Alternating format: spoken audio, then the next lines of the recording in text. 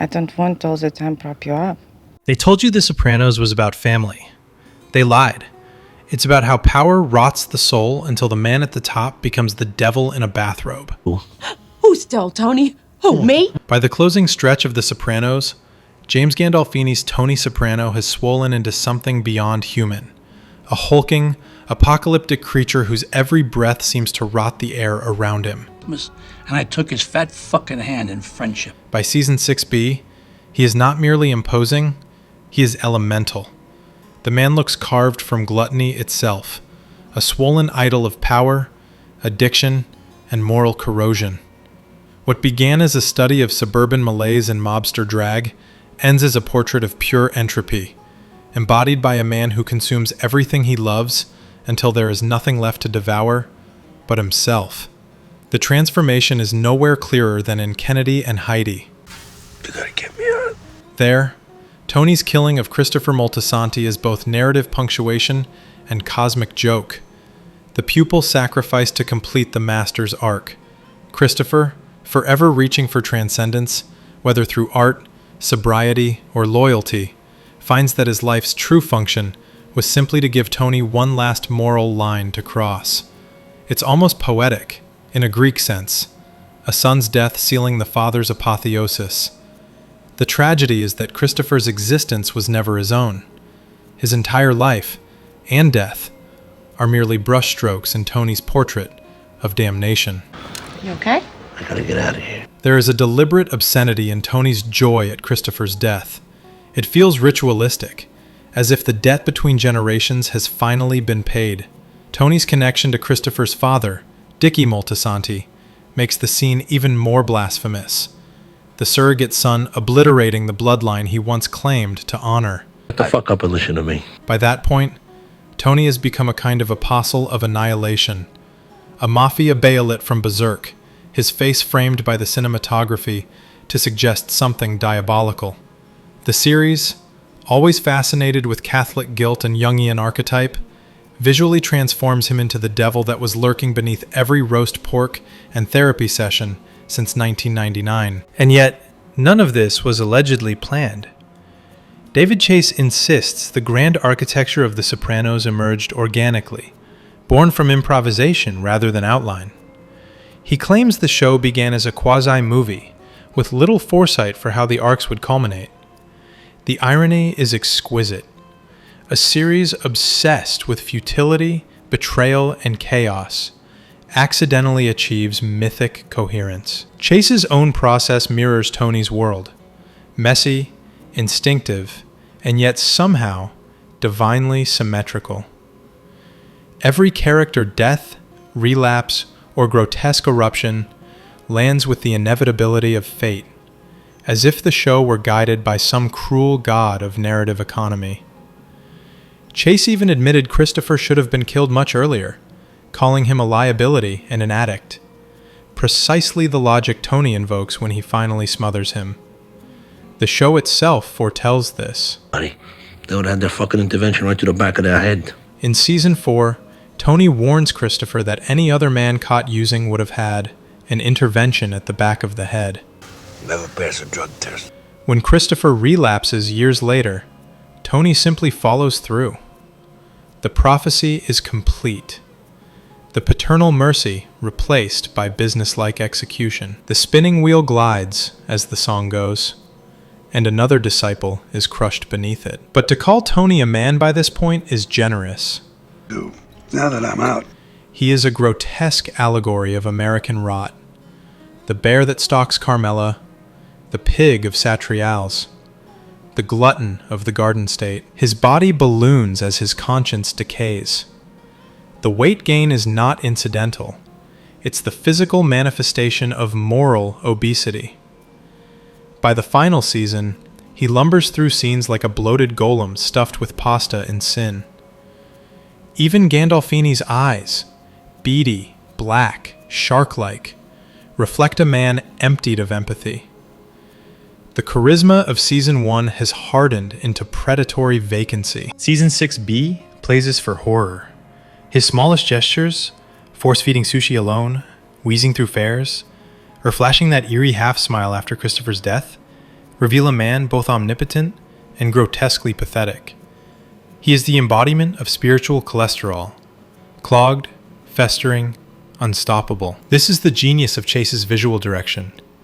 Tony's physical decline parallels the moral disintegration of America itself, a nation so enamored with its appetites that it mistakes decay for strength. The final episode's title, Made in America, is not an anthem.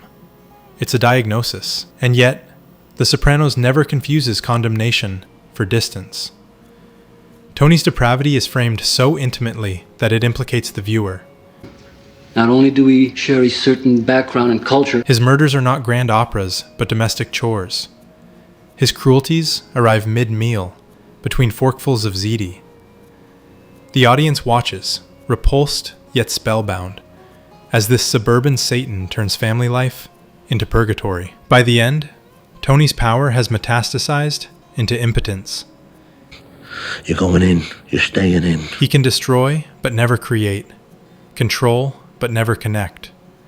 His so-called kingdom is a tomb, and his crown is Greece.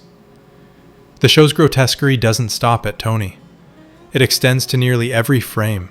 Chances are you and Christopher will just disappear. The creators had a gift for capturing physical repulsion as moral shorthand. Vomit, bodily fluids, and culinary horror as recurring motifs of decay. Tony vomiting into a piss-stained toilet, Carmine choking on egg salad, Vito wiping rib sauce across his trousers, or Christopher nodding off with his face in the bowl. All become sacraments in Chase's church of disgust. Every bodily emission serves as commentary. In this world, pleasure and revulsion are inseparable. We'll get a little house. Violence, too, is stripped of glamour. Tracy's death, Melfi's assault, Adriana's beating, each scene lingers long enough to suffocate the audience. The camera refuses catharsis. Domestic abuse is filmed not as a plot twist, but as an indictment of everyone watching. You're Tony Soprano's kid, right? Even the series' most infamous curb stomp, the Coco incident, is more revolting than triumphant. The Sopranos understands that brutality is never clean. It's sticky, humiliating, and real. The viewer is made to gag as much as gasp. But perhaps the most revolting transformation is psychological. Tony's descent from season 1 to season 6 traces not a loss of morality, he never had much to begin with, but the collapse of illusion. Forget about the way that Tony Soprano makes his way in the world. Early Tony still pretended to be a family man, a provider, a reluctant sinner doing what he must. Late Tony has no such alibi. He has shed even the pretense of self-awareness. His therapy becomes theater, his introspection, performance. By season 6, he is spiritually homeless, neither criminal nor penitent, merely bored and bloated. His relationships with women expose this most brutally. Melfi, Svetlana, Charmaine, Carmela, all mirror the various ways Tony craves validation from the very people who see through him. The tragedy isn't that he desires them, it's that he cannot stand to be known by them. Every woman who truly understands Tony rejects him, which, of course, only deepens his obsession. I don't want all the time prop you up. When Svetlana dismisses him with surgical finality, I don't want to prop you up. It wounds him more than any bullet. After her last encounter with him, she finally... Melfi, after years of professional manipulation, finally realizes she's been enabling a sociopath. Carmela. I don't love you anymore. Carmela, in their legendary Whitecaps confrontation, dismantles him entirely. I don't love you. I don't want you. It's the only time Tony is genuinely powerless. The show's cruelest joke is that the only women who stay with him are those too damaged or dependent to leave. For all his railing against Carmela's hypocrisy, she remains the one person willing to coexist with the monster. My sister told me that you wanted me to write a letter. The others, Melfi, Svetlana, Charmaine, represent a world Tony can never enter, a world of integrity and autonomy. They refuse to be his props, and therefore they must be discarded. Every mistress, every gourmand, is simply another mirror cracked under the weight of his ego. Carmela herself is a masterpiece of moral ambiguity. She is neither innocent nor monstrous, but a portrait of complicity. She knows exactly who Tony is, and chooses comfort over conscience. Whose idea was Whitecaps? Yet Chase grants her moments of piercing insight, particularly in the later seasons, where she realizes that her husband's love is indistinguishable from possession. Their marriage becomes an exquisite autopsy of American domesticity, the gilded cage lined with designer sheets and blood money. Carmela's power lies not in rebellion, but in endurance. She sees Tony more clearly than anyone, which is precisely why he fears her. What I'm trying to establish is your response to sadness. The physical grotesque of the series mirrors this emotional corrosion. The most disturbing images, vomit, blood, sex rendered joyless and mechanical, serve not as shock tactics, but as thematic reinforcement. Decay is the show's aesthetic. Take your hat off. Excuse me? They don't sell hot dogs here. Even its food porn curdles into nausea. Deviled eggs, hot dogs, split sausages, all symbols of gluttony masquerading as tradition. The kitchen table becomes an altar to American indulgence, where family, business, and death share the same plate. And then there's Tony's desperate pursuit of respect, a quest as tragic as it is laughable. His endless yearning to be seen as a man collapses into self-parody. Whether humiliating himself before Melfi, begging Carmela for affection, or stumbling through pathetic flirtations with therapists and nurses, he becomes a caricature of the very masculinity he idolizes.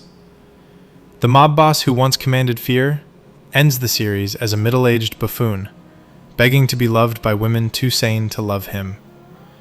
His entire existence is a case study in toxic dependency, a man defined by the void he insists on filling with steak, sex, and violence. In a perverse way, Tony's death, or the suggestion of it, feels merciful. The man who once fancied himself Caesar dies, or fades, as an anonymous diner patron, devoured by the silence he spent his life avoiding. The final cut to black isn't ambiguity, it's inevitability. The rough beast has finally slouched to Bethlehem and found it closed. Still, the brilliance of The Sopranos lies in its refusal to moralize. Tony's story isn't a parable of evil punished, but of entropy fulfilled. The morning of the day I got sick, I've been thinking. The American dream, as Chase presents it, doesn't collapse in a gunfight. It chokes on its own excess.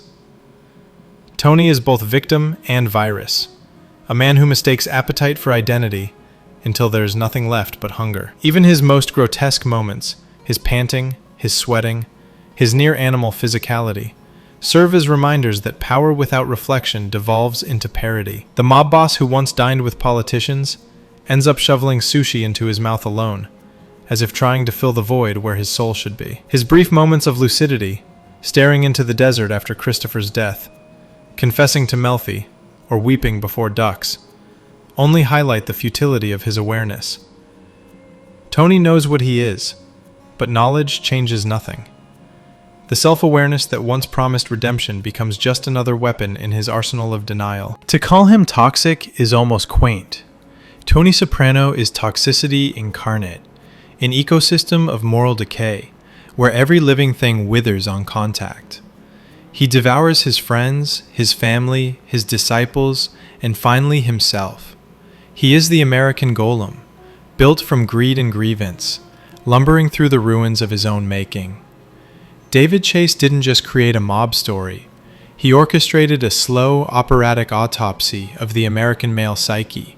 Each season peels back another layer of illusion, until all that remains is the bare, sweating truth, that power without purpose rots the soul faster than sin ever could.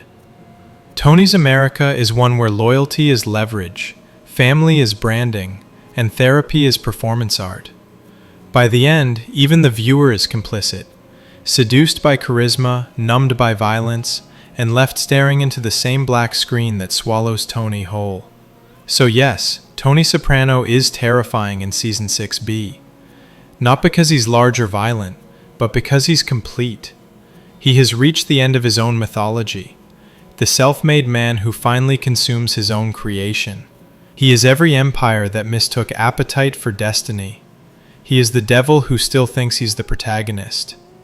And in that final, merciless fade to black, the audience is forced to confront the simplest, ugliest truth of all. Tony didn't just die. He won. Tony's story ends in silence.